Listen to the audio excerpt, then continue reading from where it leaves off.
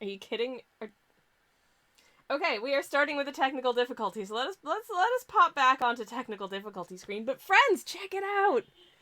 Check it out. We made a brand new technical difficulties screen for this very purpose.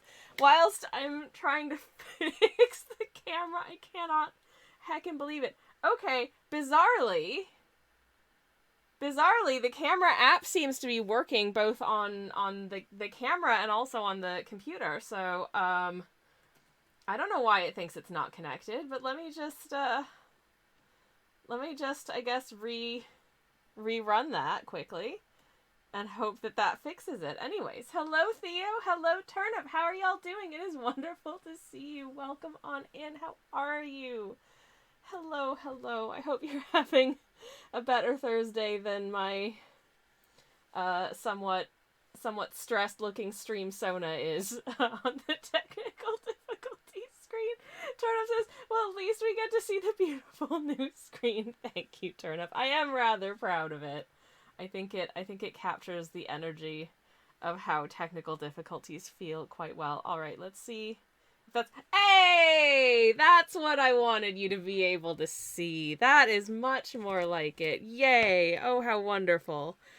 Oh, thank God. This is the artistic medium that I like to use today.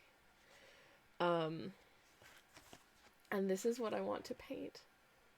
It's Ananas. It is our wonderful friend of the channel and near constant companion for these art streams. Ananas, the little paintbrush holder, what holds our paintbrush, who is a pineapple, who is a French-Canadian pineapple, no less. And he's gonna become either an emote and or a sticker, depending on how he looks resized. We do have stream stickers now, by the way. We have 2 stream stickers. I'm very proud of them. They're very silly. Hopefully you'll get to see them at some point. And then we've got this little guy. I think I might end up doing sort of like a crop of like this much of him for an emote, just so he's not too tight. So like he's, I don't know, recognizable at that size, I suppose. But he is holding, look, he's holding a paintbrush. It's Ananas. I did reference Ananas very heavily in like the drawing of this, so hopefully it will capture his energy when it is complete. Anyways, Theo says, good job. Thank you, Theo. I appreciate it. Thank you so much for saying so. Thank you. Archon says, flawless, no notes. Thank you, Archon. That's very kind of you to say. And also, hello. I hope you're having a fantastic day. Sorry, if it seems like I'm sighing a lot, I'm not sighing. Just my lungs haven't been working correctly for the last few weeks, and I really struggle to get what feels like an actual, like, lung full of air into my airways. It's like my airways are just continuously being squeezed, and I can't get enough air into them. So if it sounds like I'm just, like, sighing a lot, I'm not sighing, unless it's really obvious that I'm sighing, and if I do sigh, it will be in a very dramatic way, just to differentiate. But if it sounds like I'm doing a sigh, I'm actually doing and I can't breathe. So, there you go. Anyways, I am working on trying to get to the bottom of this and treating it appropriately, but it's being a journey. Anyways, but we'll figure it out. We'll get there, and then I'll get better. This is how things go. As with all of these things, it's probably mainly just caused by stress. Turns out all of these things are just stress. So the cure is just reduce stress, and I'm like, but we live in a society. How do I reduce stress when I live in a society? Are you kidding me? Anyways, Eva, hello, welcome in. Hello, how are you doing? It is lovely to see you, and welcome on in. How have you been? Lovely to see you. What's everybody been up to? How are you? It's good to see you. And welcome back to the channel. Because I took a couple of days off, as you may know, if you are a regular here. I did take a couple of days off because it was my last Sunday. It was my partner, my beautiful moderator / spouse, and I shared our 10-year anniversary of being an item. And that felt like it warranted some kind of celebratory situation, so we decided to take ourselves on a celebratory situation, which did not go as planned. At all. Very much did not go as planned, but we still had a nice time because we were together. But I'll get onto that. Let me just check. Let me check in with chat. Aoife says, I'd rather you sighed. I'm so sorry. I'll try my best to find things to sigh about in that case. Such is life. How's that? Reject society, move to the woods, befriend squirrels, says Archon. I love squirrels and I very much would like to be their friends. Unfortunately, someone in this household has a nut allergy, so I think there may be some issues with trying to host, like, mutual dinner parties. But I'm sure we'd find a way to work through that. Anyways. Aoife says, I lost a bunch of souls in Dark Souls very stupidly, so I swapped to crochet. That is... Honestly, that is a perfect strategy, I think. When one pastime is being a frustrate, just do something else for a bit. I have been making strides on my current sewing project, which is an 18th century shirt.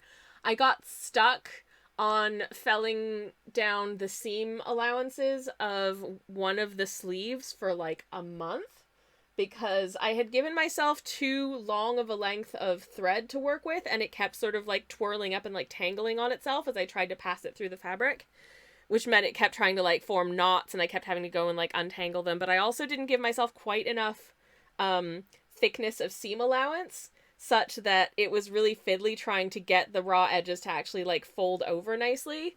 So learning things for next seam. Give myself just a little, like 0.5 millimeter more width of seam allowance to tuck in, because this fabric is prone to fraying, and so there were some bits where I was literally just like tucking in threads basically, and it was really awkward.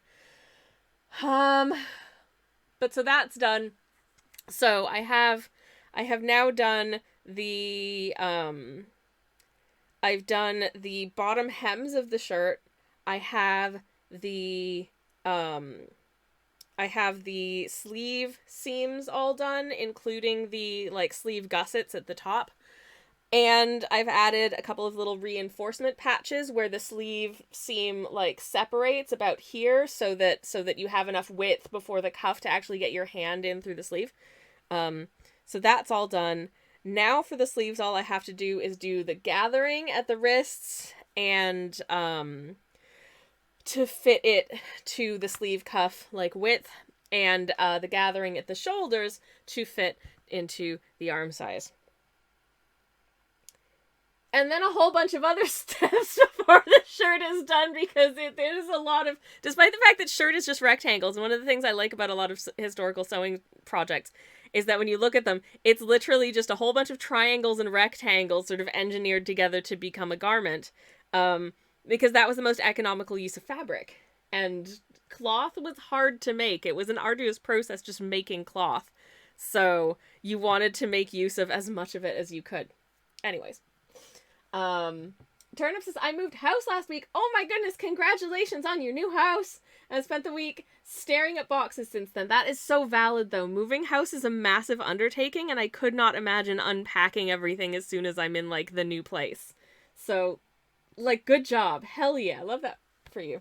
Aoife says, squirrels remove nuts from the environment, though. Perfect match. Oh my god, that's true. Amazing. I love it. Theo says that seams seem difficult. They are. They are. Especially if you want them to be very strong and nice. So I backstitch all of my seams to begin with, and then I have to fell down all of the seam allowances so that it doesn't fray. It's a lot of work. I could conceivably probably do just like a running stitch instead of, so a running stitch is where you just sort of like do like 4 stitches at a time and then just pull it through.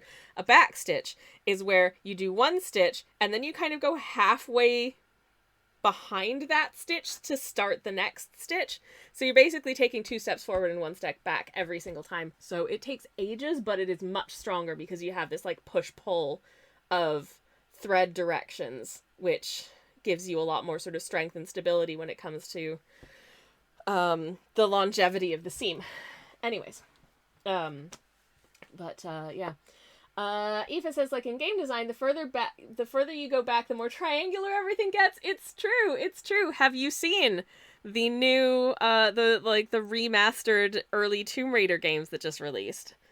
Because that's one of the things that they've remastered in terms of the graphics, is that Lara Croft doesn't have quite as triangular of a body, and that may be an improvement or not, depending on how nostalgic you are for the triangular aesthetic of the early games. Though that being said, you can apparently toggle on and off the like remastered graphics. So if you prefer the old school graphics, you can have them. As well as the controls, apparently you can have it set to like modern controls or old school controls, depending on which one vibes best with you. Anyways. But yeah, Turnip says that's cool about the historical pattern cutting. Hell yeah.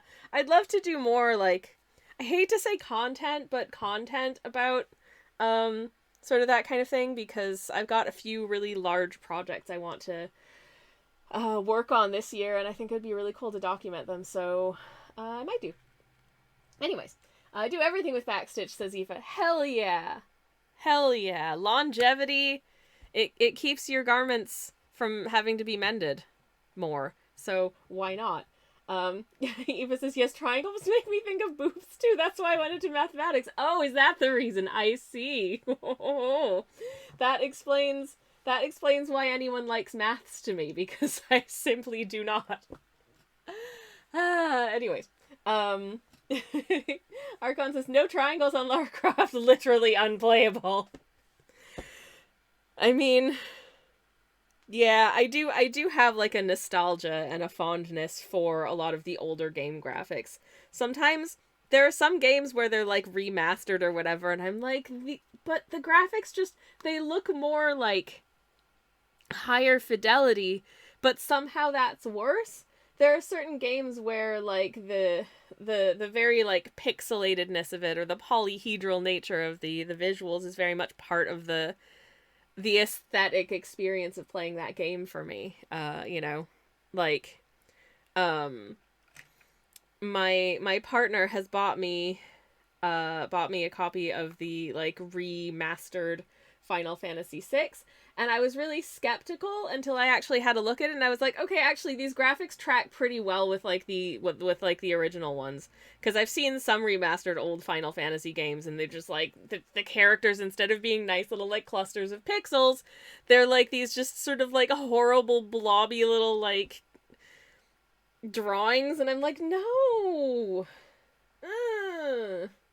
I'm okay with, like, the potato quality graphics that I grew up with, but maybe that's because I'm almost 40 and that's what I remember. So that's what I'm nostalgic for. Maybe if you're not, you're like, no. But yeah. I still play the old Dark Souls, says Aoife, not the remaster, because I like the graphics better. Totally fair. Absolutely. I am so with you. I recently played a couple of the like old, I think, Mega Man 2 and 3. If I'm talking about more than one Mega Man game, is it Mega Man? Anyways, we're just Mega Man. Anyways, that is the name of my Mega Man soundtrack playlist, by the way. It's just Mega Man. But I love the graphics in those old games. They're very, sort of like blocky. But I love that about them. So if they made them like super smooth and like a contemporary anime or something, I'd be like, this is worse, kind of. I mean, I've been playing Celeste for the past week, and Celeste is very much, sort of very sort of pixelated as well, and it's beautiful. It's a beautiful game. I'm having to refinish the game because it turns out that my old save was deleted at some point. Because I want to stream the DLC, which I didn't at the time because I was like, oh, this is too hard. I can't play it on stream. And I've been platforming a lot more in the last couple of years, so I figure I can probably give it a revisit and maybe be a little bit better at it than I would have been at the time. So So that's forthcoming at some point as soon as I actually finish the game. Doing a really bad job from a completionist perspective on this run, because I keep missing, apparently, rooms that I should have gone in that had strawberries and the cassette tape areas, because I've only gotten like 3 of those. I don't know how. Anyways, but that'll be fun. Looking forward to that.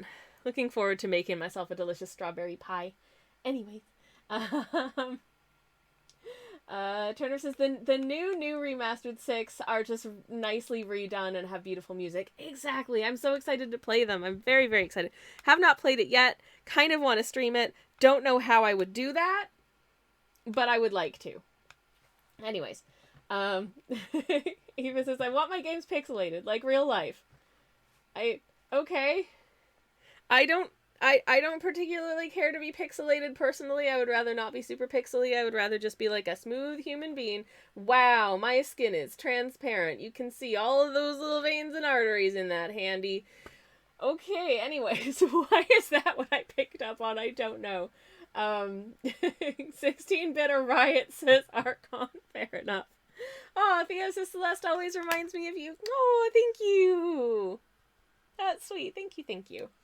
Aoife says, I super cleaned my fountain pen yesterday to the bunnily most degree. Took me half a day. Hope I fixed the issues that I've been having. Oh goodness, has it been getting like sticky and jamming and stuff?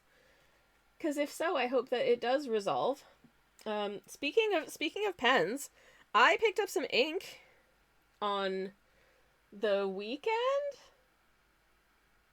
On the weekend equivalent, I picked up this ink, which is violet ink, and it is, I believe it's meant to be violet scented.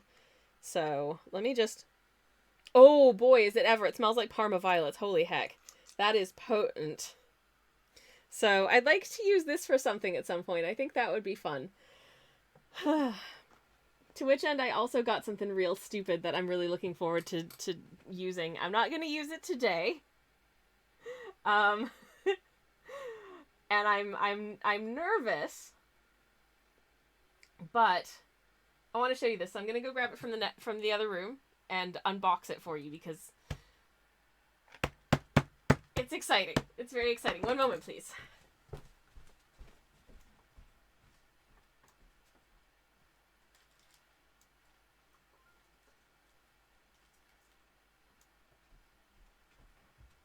Okay. Here it is. It's a box. Wow, thrilling stuff. I think I can smell it over here, says Aoife. Oh, beans, I'm so sorry. Paint a roll of Parma violets, says Theo. Oh, that'd be lovely. I should do that. Just do like a still life of a roll of Parma violets. When I lived in Canada, we used to have this gum called Thrills Gum. And I remember the packaging was yellow and very old school looking, and the gum squares themselves were purple. And I found out later that it was violet flavored. I like this flavor, but it was quite an unpopular confection because people felt like it tastes like soap because it's violet flavored, which can, I guess, be kind of soapy in as much as it's like a floral taste. That was kind of out of vogue for a long time, things that have like floral notes to them, certainly in Canada. But they ended up actually putting the gum that tastes like soap on the box. I'm like, how is that a selling point? I don't understand. Eva says, that is one beautiful box. I wish I was as pretty as your box. Do you want to see what's inside the box? Also, I'm sure you look lovely today, so there. I like what you've done with the garments you're wearing. I think they look great. Anyways. Okay, wiggle, wiggle, wiggle, wiggle, wiggle, wiggle. Here we go. Are we ready for the reveal? I'm intimidated. I'm not sure I want to see. Oh, I think you're gonna like it. I hope. Okay, Theo's ready. Let's go.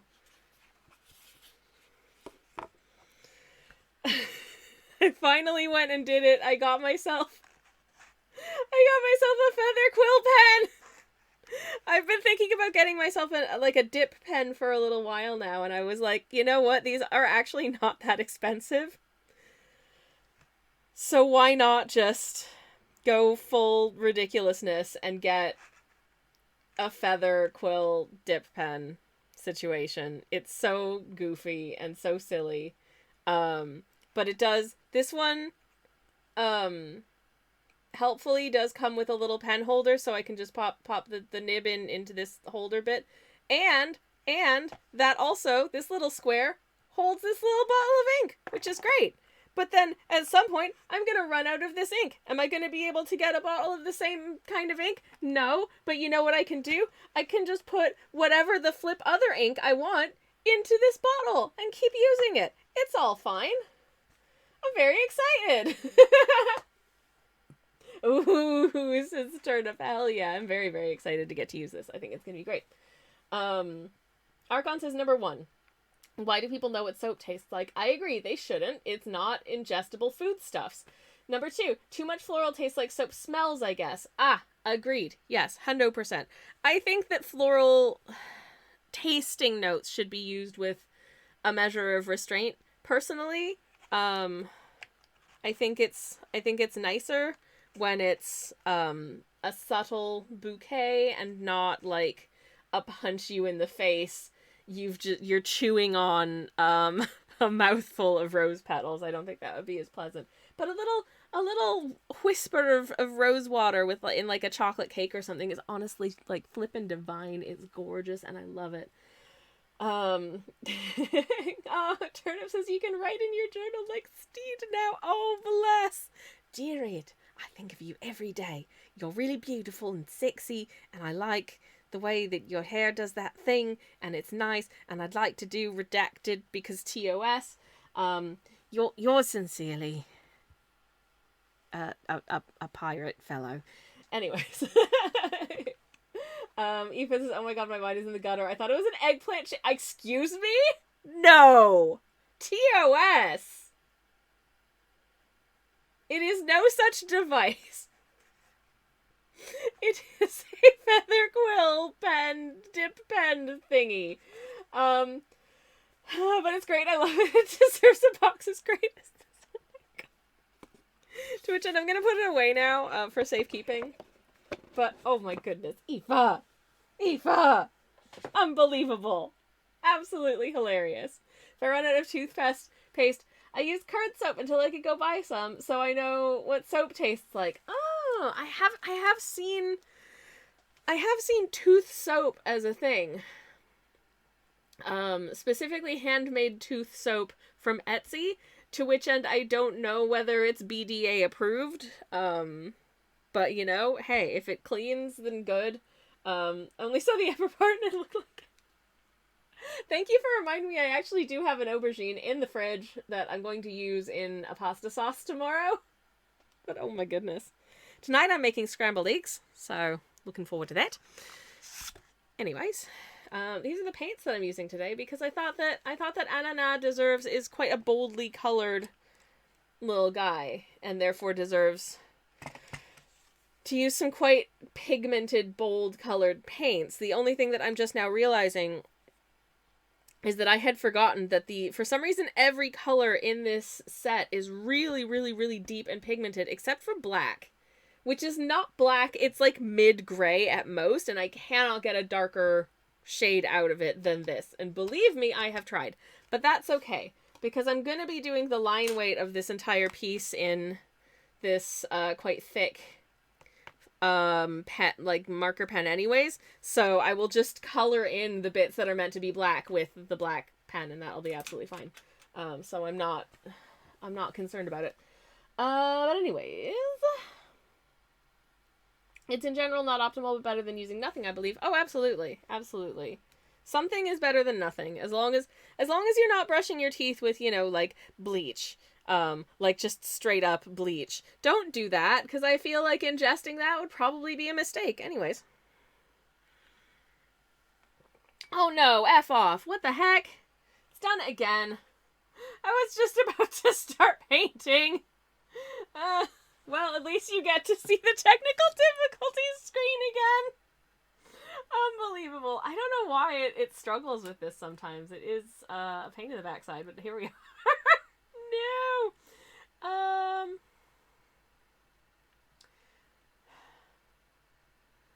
Okay, there, camera hub. Can I just end that task?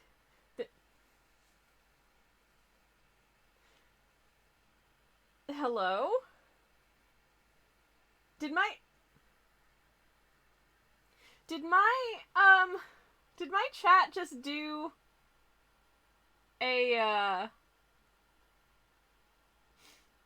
a funky little, like, notification for anyone else? Because it just did for me, but it didn't seem to have been triggered by anything, so I'm very confused.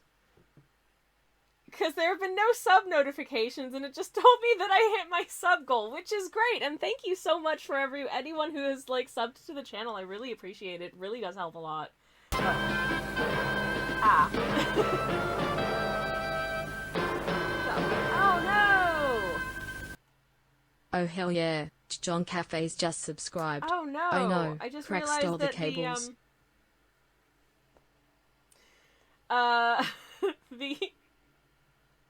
I'm just gonna try and run that graphic again because it was off screen. I'm so sorry, Eddie. I'm so sorry. Thank you so much for the sub. Oh hell yeah, thank Sam you. Eccles just subscribed. This is a test.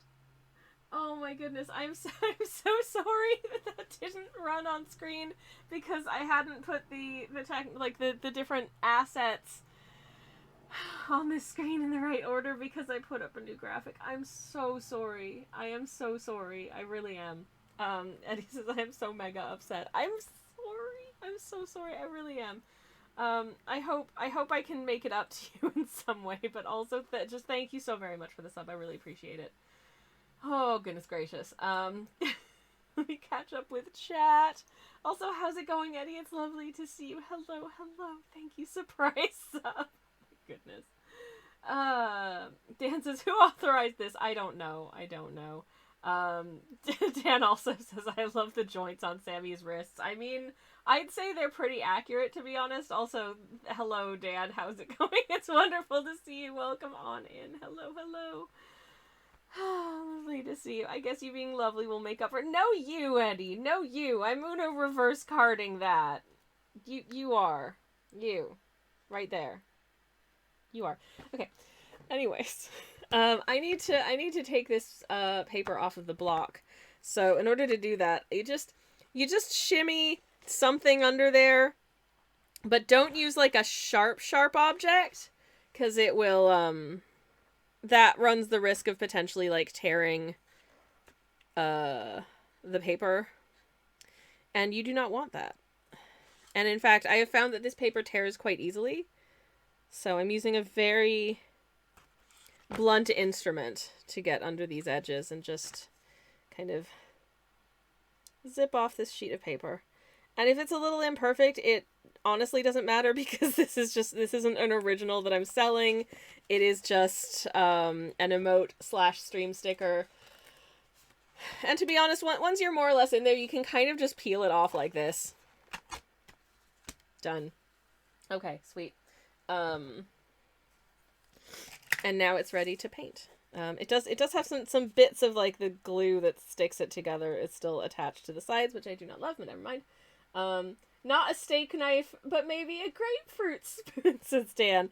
You know, you could try a grapefruit spoon if you wanted. I would not use a snail fork, personally, because they're a little bit too pokey, but you could try a grapefruit spoon. I wouldn't use a grapefruit spoon. Like a blunt palette knife type thing is probably ideal, realistically speaking. Oh, let me take you on a little tour of my teas as well. So this is All Nighter, which is a yerba mate blend with like coffee and cocoa. I shouldn't be having it because I've had 2 cups of coffee today, as you can probably tell by how boisterous I am right now, but I forgot about that when I made it. But it is in hot oat milk, which is a very comforting thing, so hopefully it'll keep my attention... It'll keep my focus / energy levels in some kind of just right equilibrium. Who knows? And it's delicious, too. Anyways, how am I doing, asks Eddie. this was pretty good, actually. Pretty good. Feeling, as I say, weirdly high energy right now, probably because I've had too much caffeine. I had an early morning meeting this morning, and so I made a coffee whilst I was in that meeting. So I had, but then when I finished the coffee around the time that I would normally make my first cup of coffee of the day, so in the interest of maintaining a certain measure of routine, which I find comforting, I made another cup of coffee. I could have made a decaf at that point, but I'm like, it's noon. I'm not going to make a decaf at noon. What are you talking about? Are you crazy? Pfft, forget about it. Anyways, so here we are.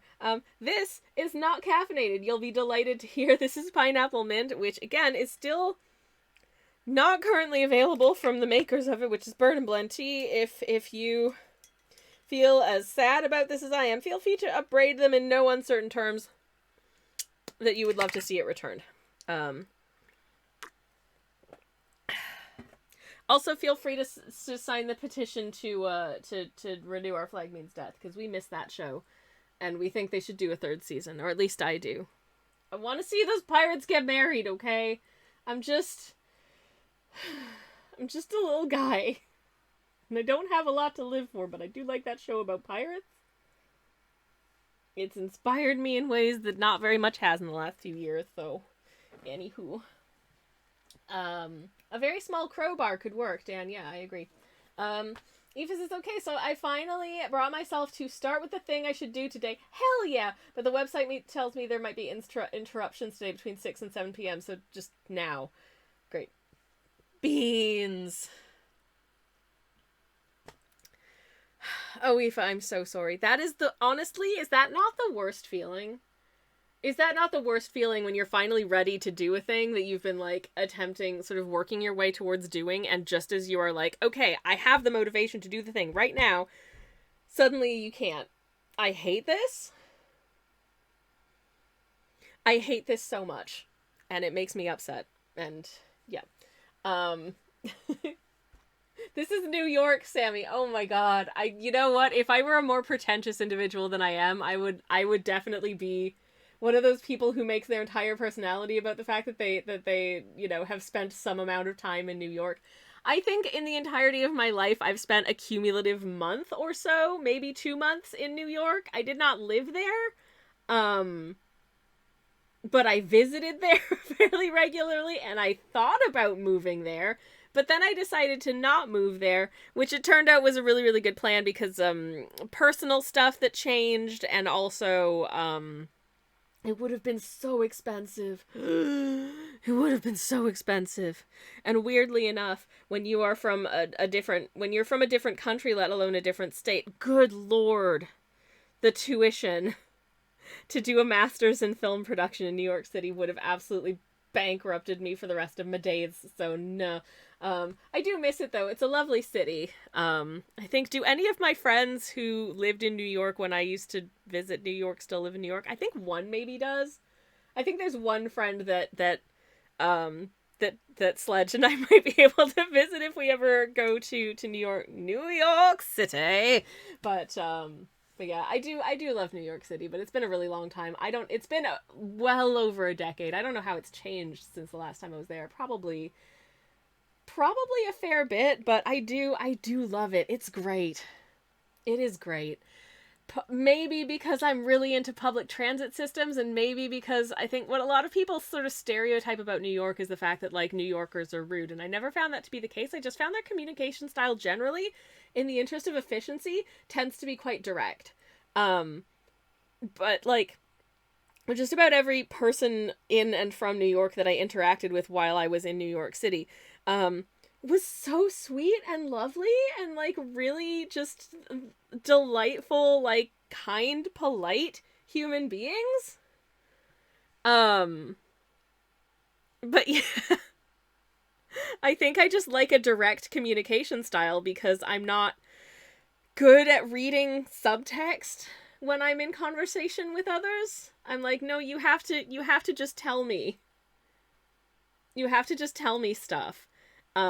So like places and situations with a more indirect communication style, I'm like, no, just tell me what you need, or like what the answer to my question is. If it's no, that's fine. I can move on from that, but don't just be like, "Oh, well, you see." No, just out with it, okay? Maybe that's the tism, I don't know, but it's a comfortable place for me. Would I live there permanently? No. Partly because I don't want to move to America. That's a hassle and I have no need to. And I like living in the UK. But would I like to visit much more often than I'm able to? Yeah, I would love that. Anyways. Eva says, I lived all my life in villages with below 1,000 inhabitants, except once for a year in a city with like 5,000 inhabitants. That's a small city, and that was a bit much for me. Oh my goodness. Eddie says, cities give me anxiety. Wow. Eva says, I don't mind going into Vienna to work or study as long as I can go home same day. Yeah, that's fair. That's fair. There's definitely certain cities that I feel more comfortable, that I think are nice to visit, but I wouldn't want to live in. Like, I do not want to live in London. I love visiting London. I don't want to be in London for more than like 3 days at a time. I'm ready to go home at that point. When I was in Hamburg for my surgery, it was so damn nerve-wracking and scary. Way too many people, says Eddie. Oh, speaking of Eddie, sorry, I missed your comment earlier with regard to pirates and what was it? Something else? Oh yes, the Anton last names. Did you see the news? Did you see the news regarding a certain Anton? Because I don't want to spoil it for you if you haven't, but let me know if you haven't, and I will send you a link. Because there's been some interesting developments on that front, and I feel like you would like to know about it. Of course, I saw it. I follow you on Twitter, Tumblr. Oh my god! Shoot! Of course you did. Well then, in that case, you know. Anyways, I'm sorry that your trip to Hamburg was stressful. But I hope / I'm glad that the surgery went well, and I hope that you're feeling recovered or recovering and good. No hiding from me there, friend. Oh god, you know my shame. You know my secret shame. You know my secret shame. The usernames I will not reveal on this channel. How did you find me? Anyways, it's fine. I love that. You get it, my friend. Jay, hello, welcome in. How are you doing? It's lovely to see you. Welcome in. How's your Thursday going? How have you been? It's lovely to see you. Turnip is doing a lurk. Thank you so much for the lurk. I hope you have a lovely lurk time, and thank you very much indeed for hanging out. Anyways. Whenever I think of Hamburg, I think of the German instructional VHS tapes that I watched when I was in when I was in school learning German, because they lived in Hamburg, and they were a group of like hip and trendy circa 1989 teens. with their big colorful windbreakers on, riding around on their mopeds and going to the supermarket to buy cooked ham and Butterkäse. It was an adventure. Anyways, but I got into the teen drama of those videos, let me tell you. Oh my goodness. Like, just literally about 3 years of will they, won't they between Claudia and Tomas. It was just intense. We were like, come on, you like each other. When she finally said, ich mag dich, I was like, finally! Anyways. 80s, those were the times, says Aoife. Those certainly were a time in my life. I love trashy 80s windbreakers, says Eddie. You are welcome to them. I will enjoy looking at other people wearing them. Aoife is looking down myself. I look like I was in the 80s right now. Oh my goodness. I mean, I'm wearing my standard stream uniform, which in this case, my t-shirt, in case you're curious, is this color. It's kind of a dusty purple, and my trousers are, hold on, floral. Anyways, Sammy with the hot German tea. I mean, the like Oh god, the like, I don't know, 25-year-old German tea. Anyways, excuse me. Um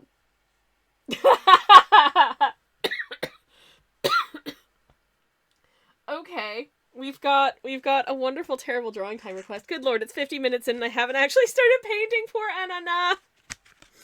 Oh my goodness gracious! I guess we've got a lot of catching up to do since I wasn't here for a week. So we've got a terrible drawing time redeem. Um, so let's see. I'll have to find spaces for our werepire couple um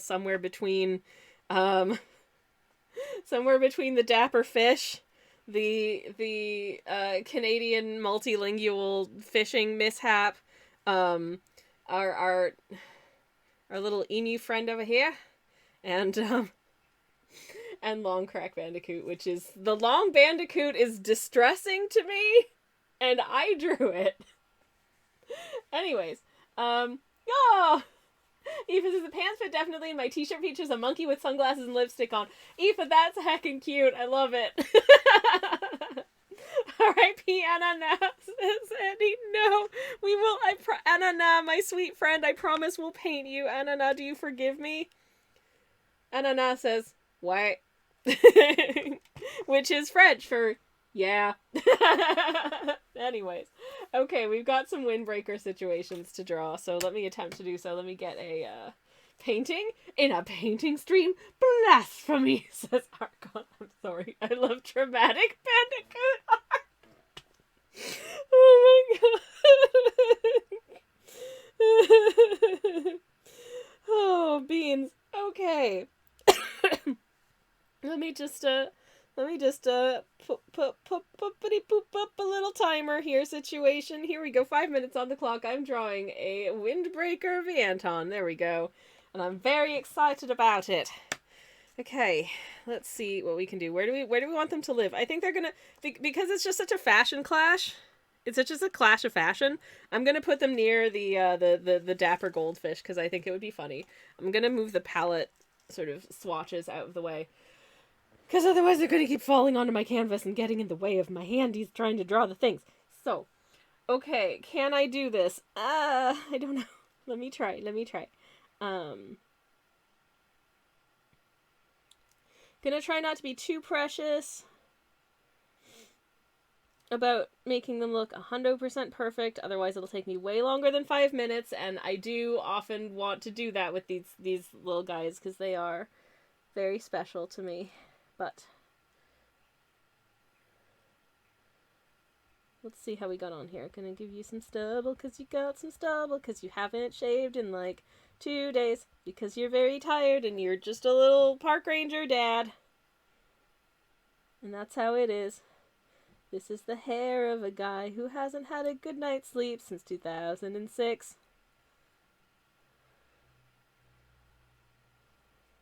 Anyways, I'm sorry that became a song. I don't know why that became a song, but here we are.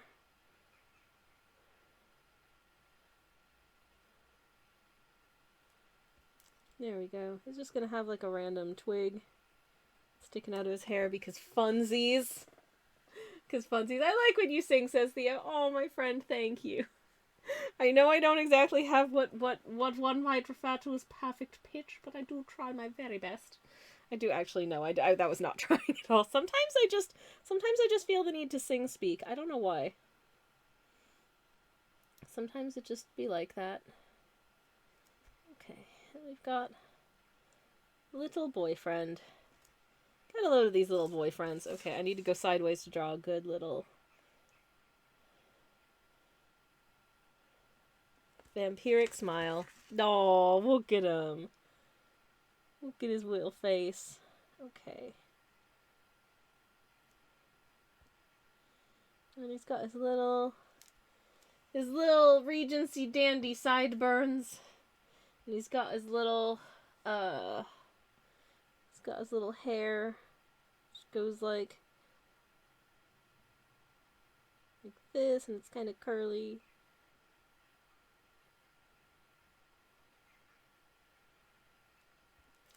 There we go. That's not very good. Let me fix the hairline a little bit because it looks a little goofy. but it can be corrected. There we go. Okay, that's more like it. Oh, doesn't he look just so dapper? Don't they just look the dapperest little buddies? He looks so Oh my god, they look so derpy. The derpiest thing I've ever drawn. Oh, no. No, what's happening there? He has, like, no neck. No, he's an elegant boy. He's got a neck. He's definitely got a neck.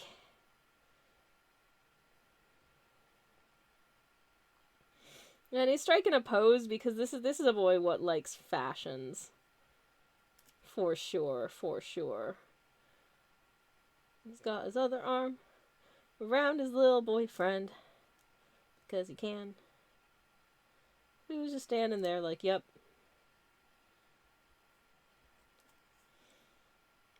It looks like they're sharing one brain cell. I'm sorry, I don't mean to just make myself laugh as much as I am apparently, but here we are. He's got his nice little top underneath with a nice ruffly cravat situation going on. Totally doesn't match the aesthetic of the windbreaker, which is nice and poofy. He's got maybe his hand is in his pocket actually. Poofy little windbreaky. With the sort of like, oh, look at that. It's got like funky diagonal color blocking. Because it's rad as flip. Hell yeah. So stupid. Oh, jeez. And then he's got his little like fall front trousies underneath. Oh, goodness gracious. Okay, and what's this windbreaker doing? What is this windbreaker doing? Because it also stupid. But his hand is just like, mitten!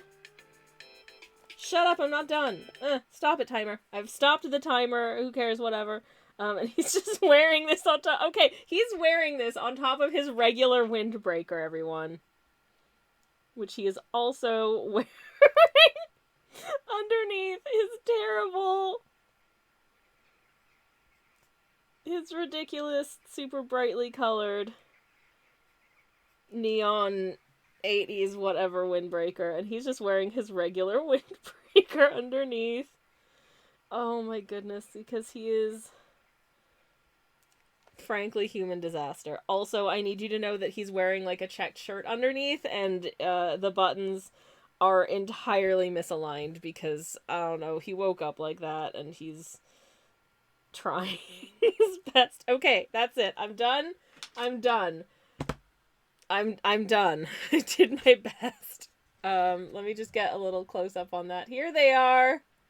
Wearing their interesting windbreakers. I hope you like it. I hope you're happy. That was terrible drawing time, everybody. I realized that, oh, flip, I didn't introduce what terrible drawing time is for anyone who's new here. Okay, so for anyone who has no idea what the heck just happened, allow me to explain. Terrible drawing time is a phenomenon whereby for just 5,000 channel points, I've got 5 minutes or less to draw a character or concept of your choosing from memory or sight unseen on the terrible drawing canvas, which I inevitably will forget to upload to Discord when it's full. I'm sorry. Anyways, I tried. And I hope that you're happy. Anyways, I should watch the movie again. I watched it a couple weeks ago. It's still very good. I think I've seen it more times than almost any movie at this point. No complaints. Okay, I'm gonna take a sip of my beverage. Tastes like oat milk with extra bits. Should I actually lay a color down here? I feel like I should. Now, I need to decide. Okay, let's take a look at Ananas. The core color composition of Ananas. And I think this yellow is probably the closest to being bang on Ananas yellow. I think this one's a little bit too, sort of a little orangish, a little bit brownish. I think this one is the one that we're after, which is chrome yellow. So,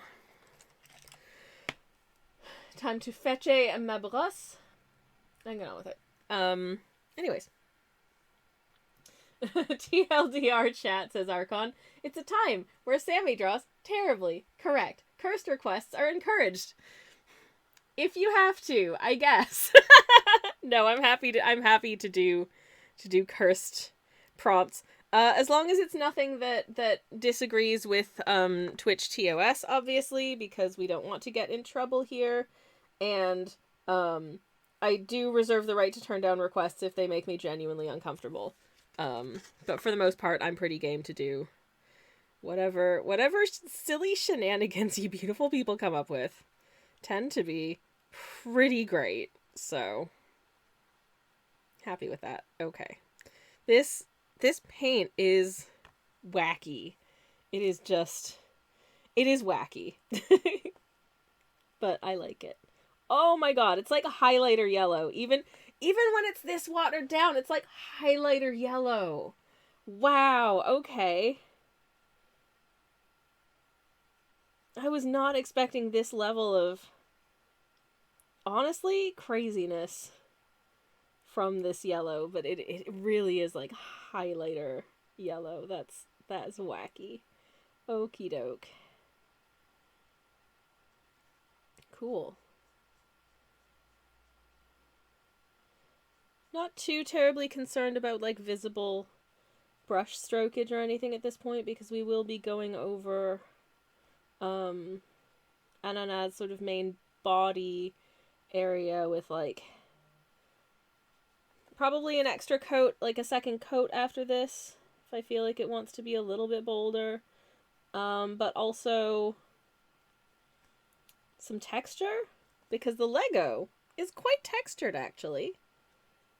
And I think it would be nice if this artist's rendering kind of reflected that, you know? I think that would be good. Okay. But in the first instance, je suis une ananas.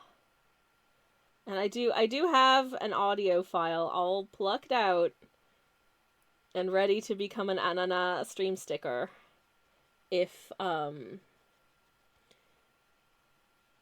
I decide that it will look good as a stream sticker. I think that'd be fun. It's a that's a bright yellow, says Eddie. It's a sequel to Prang, says Theo. Oh my gosh, yes. It's Yang. That's amazing. I love it. It is. This is almost as, it's not quite as bright as Prang, but it is very bright. And to be honest, I think it shows up on stream better than Prang did.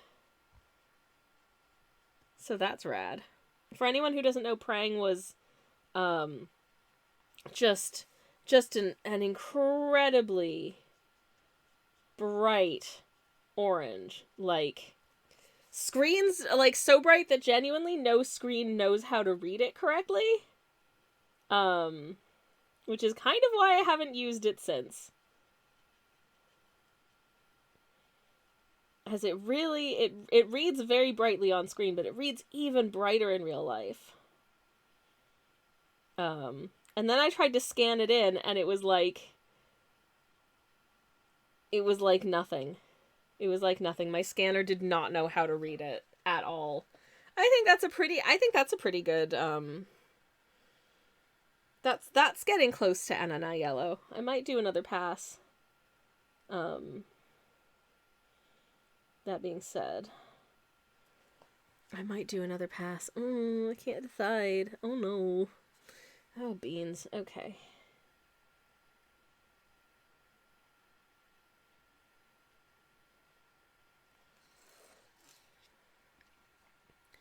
There we go. Good.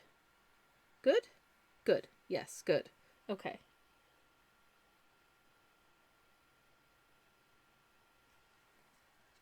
I think I might give it an additional pass. I just want to make sure that he's as yellow as he ought to be.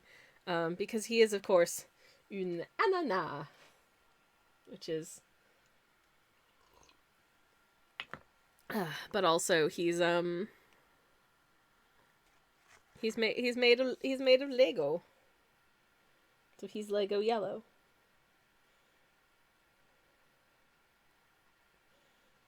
So maybe I just see if I can pick up just quite a lot of this chrome yellow. get a real dose of sunshine onto this little guy. I feel like in this artist's rendering, he's really got, like, little guy energy. Oh, that's more like it. Look at that. Yeah, okay. This looks best. This looks best. I like this. This is starting to feel Ananesque, I suppose. I don't know. Anyways. Oh, I was going to tell y'all about how things went down when my moderator slash spouse and I took a little bit of personal time to celebrate 10 years of being together. So our intention had been to we had booked the trains, we had booked the hotels to go spend a couple days in the beautiful city of Bath, which is easily accessible by railway, not insanely far from us, so it's a reasonably easy sort of weekend city break. And we've been there before, we know it's fun. And we were really looking forward to seeing it again. So guess what happened? Oh no, have I come in for the 18 plus bit of the stream? Says no.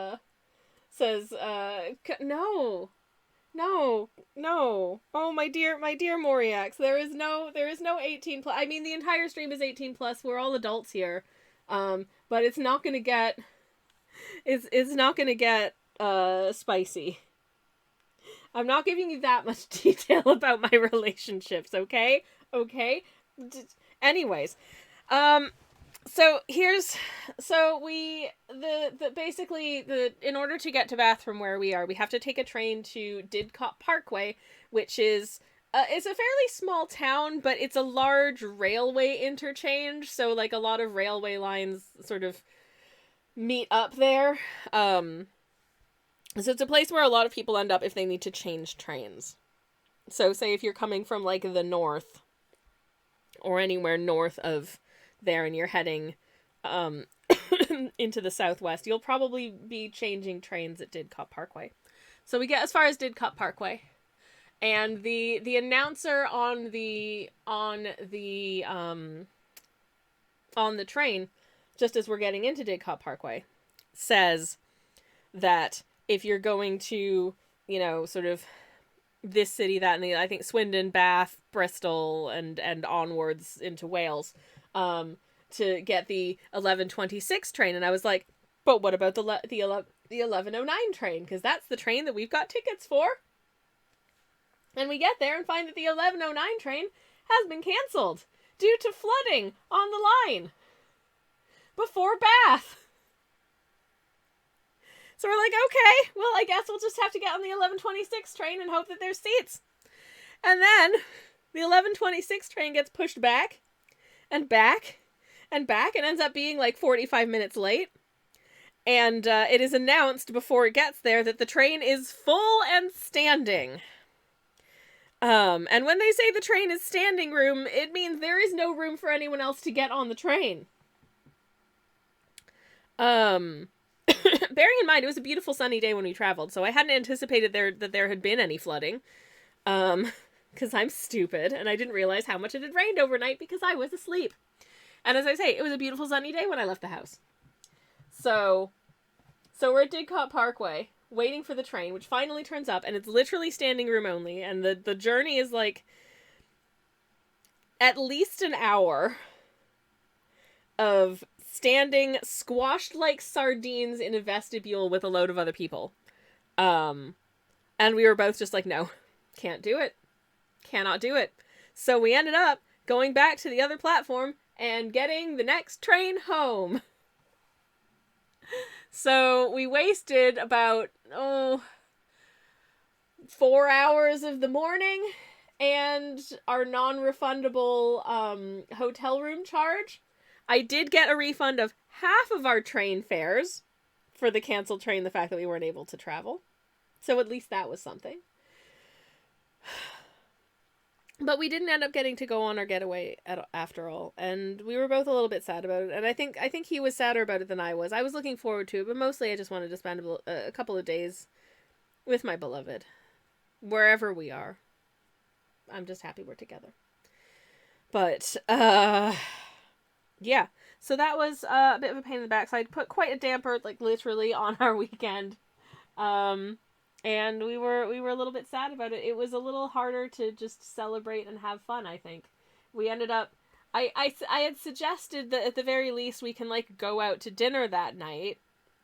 But we were both so exhausted by the ordeal. I literally had a meltdown on the platform at the station when the train rocked up and it was impassably full. I was like, I can't do it. I can't deal with that tightly packed and crowded of a group of people. I tell you why. Because the last time I did that, I got sick a few days later, and I was sick for basically a month, and I'm still not 100% better, I don't think. So, yeah. Anyways, so we got takeaways, and that was nice. The next day, we took ourselves out for brunch, and had a nice little sort of nose round during the day, and just dooted around and had fun. And the day after that, we took ourselves out for dinner, at a lovely pub that we like a lot, which can confirm is still really, really nice. I had a nice time. I even just got so festive that I had a half of a very mild cider. Shocking, I know. But we had a really nice time together. But I decided to keep the schedule as it was because I still had wanted to earmark those days as just sort of like just quiet together time with my person. And I'm glad that we did that. But also, frankly, I was stressed and exhausted by the whole ordeal, so I don't think I would have been up for streaming anyways on that Monday. But yeah. Anyways. Anana. What else was I going to say? Oh no, there's something else I wanted to say. Oh yeah. We did manage to get a day trip to London in that set of days, which was really good. We had a lovely time.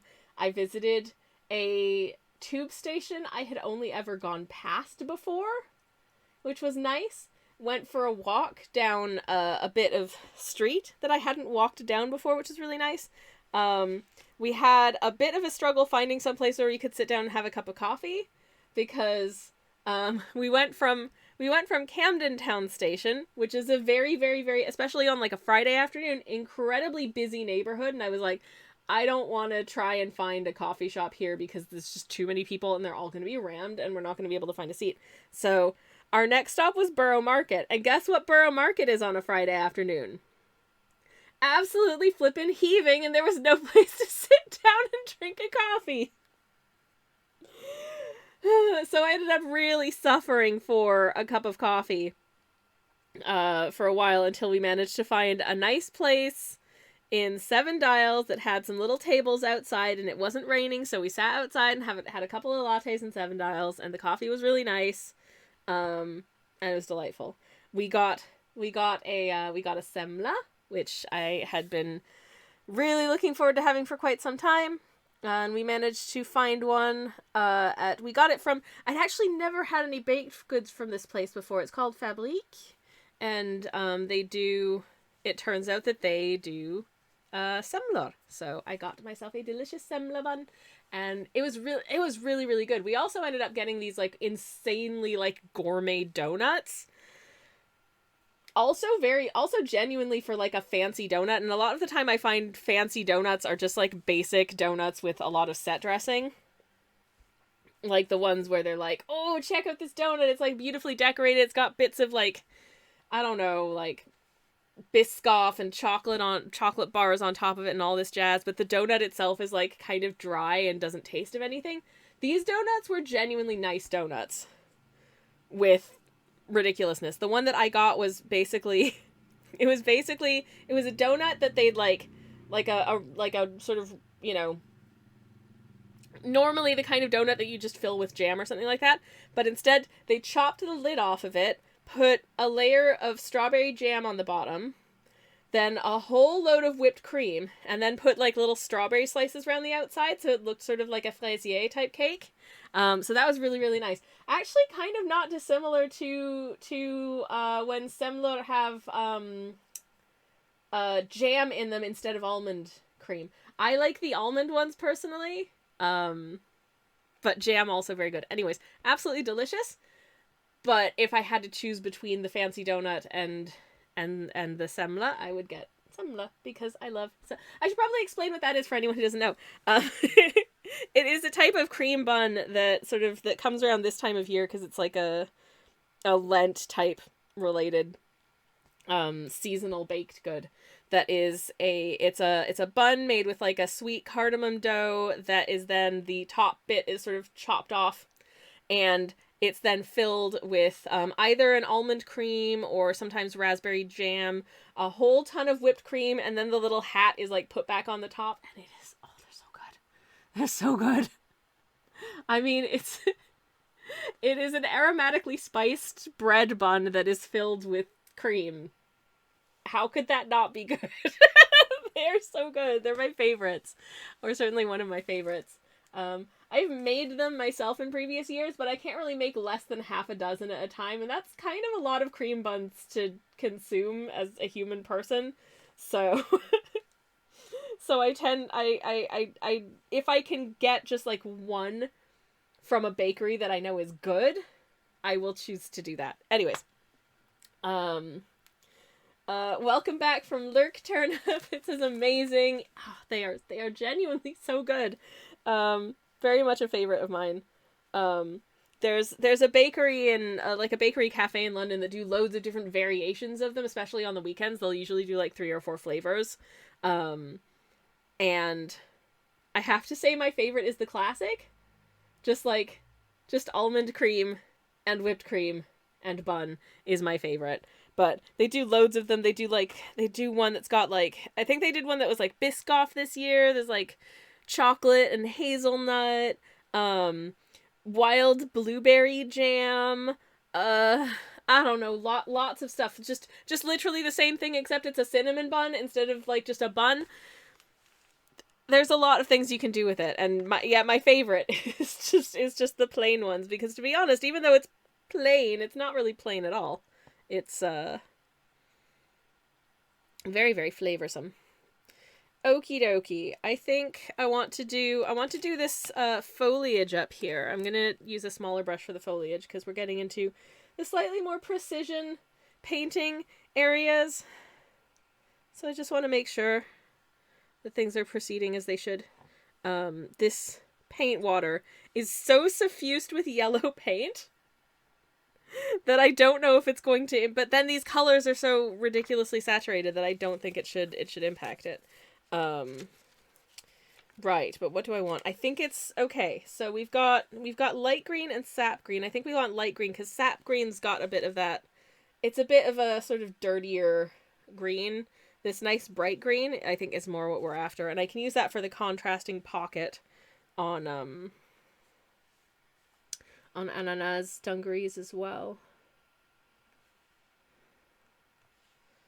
Though actually, those are an even more yellowy green, sort of IRL. So maybe I should pop a picture of some similar in the food section of Discord. I did take a photo of mine. They gave us this ridiculously large box for the bun. Like, it was about twice the size of the bun itself. So carrying that all the way from London back to our house, I was sure that it was going to be like falling over and making it. It was perfect. Completely unscathed somehow, despite hanging around in my tote bag for like many hours. Probably about 9 hours, I think, at the end of it. And it was just sitting there, just nice and pristine. I don't know how. But, yeah, I felt pretty good about that. Anyways. I was gonna look and see whether I have any photos of, like, previous year's buns on, like, my Instagram or something, but I don't know if I would have done that. Also, it's taking forever to load, so maybe that's not that important. I do have an Instagram. If you're not following me on Instagram, you can do that. It's fine. I don't think I'm using Instagram correctly, because I don't get a ton of engagement, and I don't understand how the algorithm works, despite my best efforts to appease it. I don't think it likes me very much. And maybe it just doesn't like me personally, and you know what, that's fair. I don't always like me that much either. But anyways, but I do have one, and I am, oh well, I'm on October of last year. Oh, I'm on summer of last year. It must not be too far away. I remember the time I visited a ship's biscuit in real life. You can't see any of this, so it's completely moot. But I was just checking to see if I had any pictures of cream buns. And if I do, it's more than 2 years old, so I'm gonna not bother. Anyways, and instead, do some light greening, I think. Okay, I'm gonna water this down quite a bit for this little pocket, little patch pocket on his dungarees is a lighter, brighter shade of green than the rest of them. So, plop that in first. Instagram is just a mess when you're trying to get engagement, says Turn if I just gave up. In theory, I love the platform. In practice, not so much. Yeah, exactly. Exactly. Like, anytime I'll see articles being like, here's how to hack the Instagram algorithm in whatever year it is. And inevitably, it's like, it'll be like, use hashtags. Don't use hashtags. That's the other thing. At some point last year, they just, like, royally effed up hashtag search. Such that previously, the two default search modes were either top posts, so presumably the most popular posts that had been shared to that hashtag lately, and recent posts, so just anything that had been posted to that hashtag in order of most recent to least recent. And at some point, they changed it to top posts and recent top posts. And I'm like, no!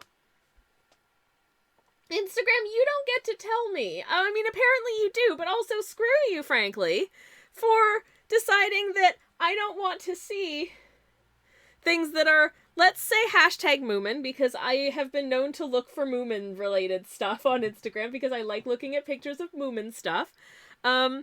You don't get to tell me that I don't get to see things that are hashtagged with Moomin that only have 2 likes. Because that doesn't mean I'm not gonna like it. You know? I would like to see things that other people have not necessarily already decided are good.